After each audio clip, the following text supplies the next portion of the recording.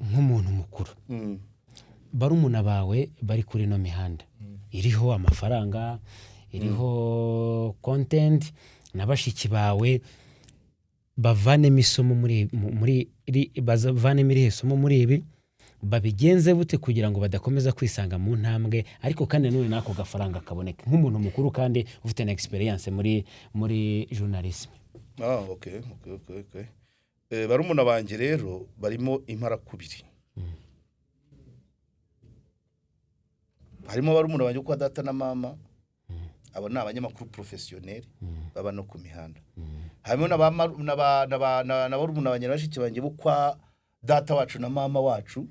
Abo nabaza ku mihanda bashaka amafaranga batabanje kubyitegura ngo aboneka ati. Nkunda kubikubwira harimo n'impanga zanjye by the way.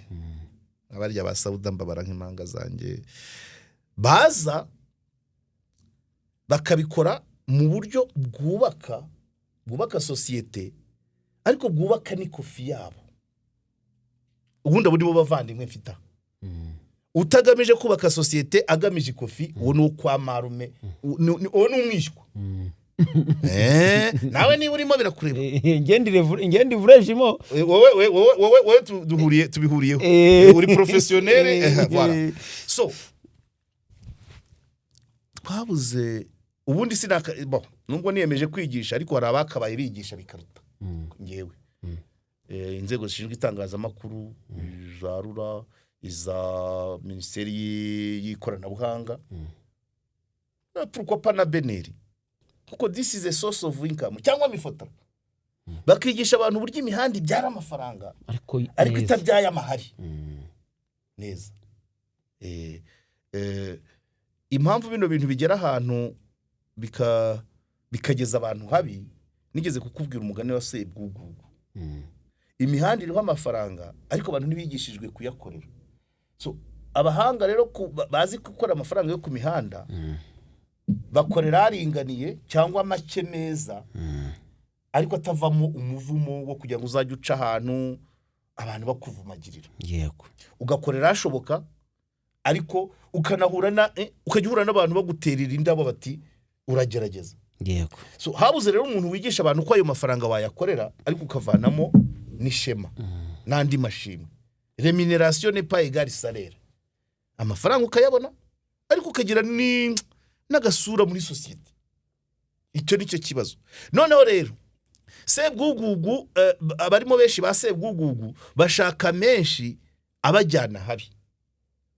Sebwugugu niba uzi twagize muri comprendre et exprimer tom ya kabiri ngira ngo ni ibitabo twigiragamo igifaransa twitangira secondaire. Kuva mu wa mbere kugera mu wa kabiri noneho mu wa gatatu gatangira cyo bitaga dossier. Muri Sebwugugu rero yari umuntu Imana yashakaga kubeshaho. Ariko wagashaka kuyigegeza. Ikamuha ibimutunga wagashaka ibirenze. Imuha umugezi utarenza litiro 5 ku munsi. Tujye winywera. Kunywa, gukaraba, no guteka. None Sebwugugu ageze aho ashaka icyuma ajya gutobora ya soko. Guhaze menshi abone nayo kumesa no kuhira imyaka. Agiye gutobora isoko irifunga. Abura amazi. Sebwugugu Imana yari yaramuhaye uruyuzi rwo kuvanaho ibyo kurya. Inzuzi imboga ibisusa ibisusa wenda amababi 3 ku munsi. Igihaza kimwe mu cyumweru. Hari n'utundi tw'imihondo bita ubututu. Iramupangira ku buryo atazicwa n'inzara ibyo bintu bihari. Sebwugugu arareba atariko se ibisusa 3 ku munsi igihaza kimwe mu cyumweru. Ubwo uruzi rwari mu gihuru. Abati baya kira gihuru nicyo gituma uruzi rwanjye rutama byinshi. Aragenda akata bya byatsi bikikije rwa ruyuzi. Na rwara rukomeretsa rubarurum. Ubwo inzara ibiramye. So imihanda ikeneye abantu bayigisha kuko impamvu twebwe nanjye sigaye nanagenda gakeya si ugucika intege ko muteri kuko ntabwo nabigenderaho nuko hari no ko iyo nge nigishije haza nabumva nabi n'abafite ibindi bashaka kumva ubundi yabyaje bakanga umuntu mu ishuri ajya kumira avuga ati nakubwiye byigishijwe na Minisiteri y'Umurimo bikigishwa na RDB bikigishwa na Minisiteri y'Ikoranabuhanga bikigishwa na Beneri cyangwa na Rura byakumvikana bakabwira abantu ngo dore content wakora ukabona amafaranga angana gutya yakwishyurira inzu ukabona yo gutyo ariko nyewe ndabivuga bakavuga ati wenda buriya nuko afite indi contract kuri SK cyangwa se buriya nuko yakoze kera afite ayandi mafaranga ntabwo ari cyo kibazo so rero iyi mihanda rero yujemo noneho ugashaka gukorera menshi sibyo ukaza target yawe ari ukuvuga ngo $3 bya buri kwezi ngomba kubibona icyo gihe uzamera nka Sebwugugu wagiye kugira gute gutobora isoko birangire ugiye ahantu na $200 n'amadolari $200 utakibasha kuyakorera ukaza target ngo nibuje shitana nibigitangira nakubwira nti ngewe rimwe na rimwe bampa $500 ubundi nkabona 800 cyangwa 1000 ugashaka nawe uhita ukora nkanjye ugashaka ubone nkayanjye kandi udashaka gukora nkanjye noneho ugatangira utikuru abyumva ukamera nka Sebwugugu ari guharura rwa ruyuzi so nyuma y'amezi angahe ukisanga ahantu n'ijana utabasha kuribona kuko cano ntiri gukora yakora udahari se keze bahindi itegeko kucana ukayijyana iyo muri ya university wa mwana yise university y'imyumvire so izo nyigisho zirakenewe bavandimwe wambwiye ngo bari umuntu abanye na bashiki banje imihanda iriho amafaranga icyo cyo mukemere ariko nurutisha amafaranga umuvandimwe umunyagihugu mugenzi wawe uzisanga ahantu imihanda nawe kwibagirwa cyangwa se ubigicuruzo ku mihanda wewe wacuruza ku mihanda usenge hadi ntiyabaye igicuruzo ku mihanda ube yahigaga hita wahigaga hita buhigo nuvuga ngo we yahoraga yashaka content akabona amafaranga none twebwe yatubereye content tugiye kubona amafaranga ibyo ntagira babimboneraho nabi abantu rero bari hano bamenye ngo imihanda ifite uko ibyara amafaranga ariko wiyizanamo umururumba amatiku amakimbirane no gusenya societe uko nyumva buriya harakantu nakubwiye ejo igihe wambwiraga ngo Karara yasabye imbabazi ushobora gusanga nawe yari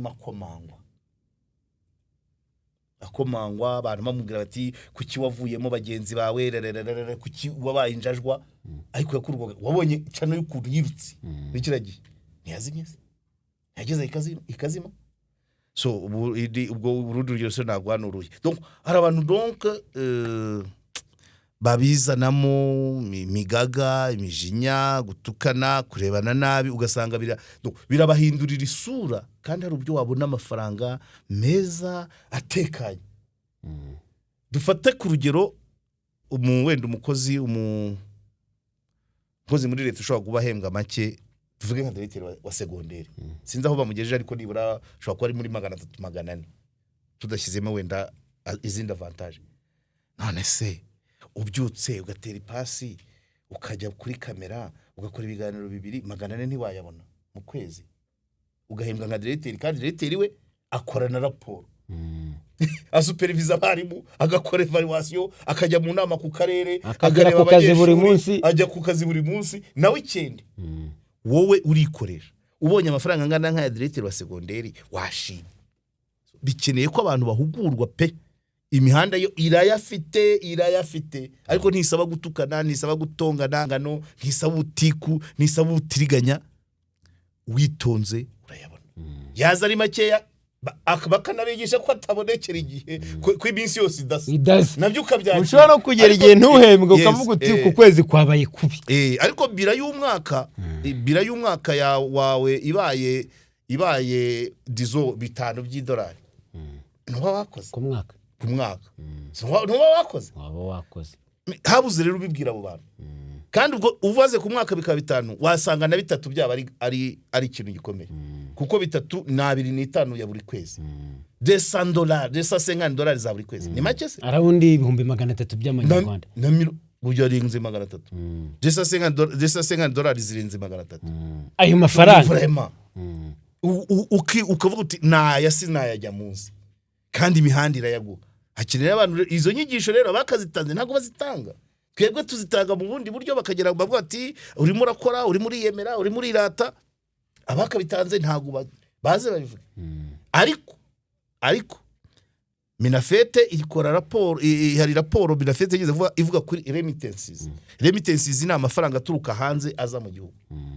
higanjemo ayo ku mihanda no muri statistique barabyerekanye manza byarene ni kubye gatatu urabyumva kubera iki ay'imihanda ubundi remittances ibamo ay'abantu bohereza abantu baba hanze bohereza mu miryango yabo na service abari mu Rwanda bashobora gutanga hanze zigira nkatwe dukora traduction par exemple iyo nkozi iyo ntandurije igitabo cy'umuntu uri muri Hawaii akanyishyura byinjira muri remittances ko baba babireba ariko naya y'imihanda nayo acontributinga muri remittances kandi remittances zishobora kuzamura n'agaciro k'ifaranga ry'igihugu kubera ko na azara amadolari azara amadovize ibyo byose abantu bakigisha imbaraga inyungu zabyo babyumva kuri ya tariki yo mutonze buriya aba banki baba bidunda